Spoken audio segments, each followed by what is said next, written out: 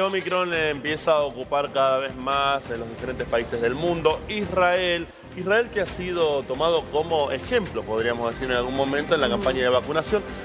Muy similar a lo que ha pasado en Chile, acá en Latinoamérica, y también muy similar en cuanto a las vacunas que han usado, ¿no? Recordemos que tanto en Israel como en Chile se utilizó la vacuna Sinovac.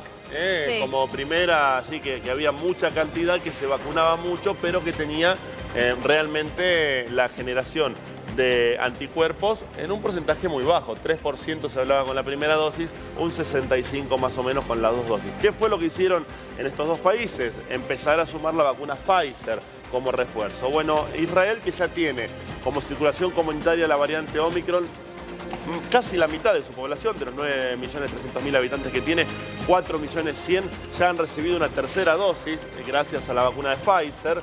Sí empiezan a alertar de comenzar con los recaudos nuevamente, empiezan a decir que la variante Omicron está presente así en la circulación, que si bien los contagios se multiplican y mucho, lo cierto también es que los números de muertes no van creciendo como si se daba en una primera o segunda etapa. Sí, ese es uno de los puntos clave. Después también está lo que comentábamos ya desde hace algunas semanas, de los contagios que se dan a partir de las personas que no están inoculadas, y que ahí sí, pensando en que encima esta variante es más contagiosa, en ese caso no podemos aseverar no es tan nociva, porque tenemos que ver qué tipo de daño hace en el cuerpo de aquel que no tiene ningún tipo de protección contra el virus. Y que son generalmente esos organismos, según dicen los científicos, los que terminan provocando las nuevas cepas. ¿Por qué? Claro. Porque se juntan en ellos el virus de uno con una mutación, el virus de otro con la otra, y así mismo se van generando este tipo de variantes. La Omicron, que fue la última reconocida, recordemos que había tenido su origen, que tuvo su origen en Sudáfrica y que ya empezó a esparcirse. Se calcula que ya está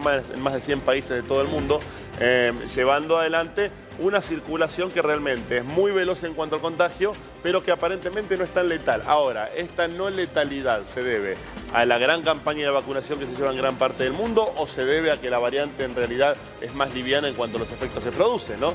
Contábamos con Barbie, ¿te acordás, Bar, el otro día? El hecho de los síntomas, que no ataca el sistema respiratorio con la neumonía bilateral, que ha sido la constante en la cantidad de muertes que se ha dado principalmente en la primera ola. Claro, sigue en estudio esta variante. Siempre cuando nacen las nuevas mutaciones, o por lo menos se las conocen, los científicos empiezan a estudiar, ¿no? Todo lo que es los síntomas, todo lo que es la contagiosidad. Por lo que sabemos, sí, las vacunas tienen incidencia en este tipo de casos con respecto a la mortalidad. Hay que ver si efectivamente esta variante, por así decirlo, es más leve o más light que el resto de las mutaciones, pero bueno, seguirá en estudio.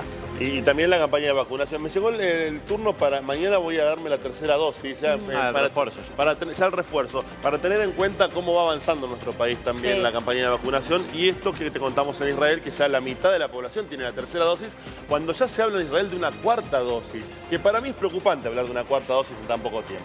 El otro día, el sábado, veía una entrevista a un especialista, un inmunólogo argentino que está en Estados Unidos, y lo que él explicaba respecto a Israel es que en realidad, como en agosto fue la tercera dosis, y considerando las primeras dos vacunas que se habían dado, que vos bien mencionabas de Sinovac, tiene hasta cierta lógica que ahora ya se esté buscando o pensando en una cuarta dosis.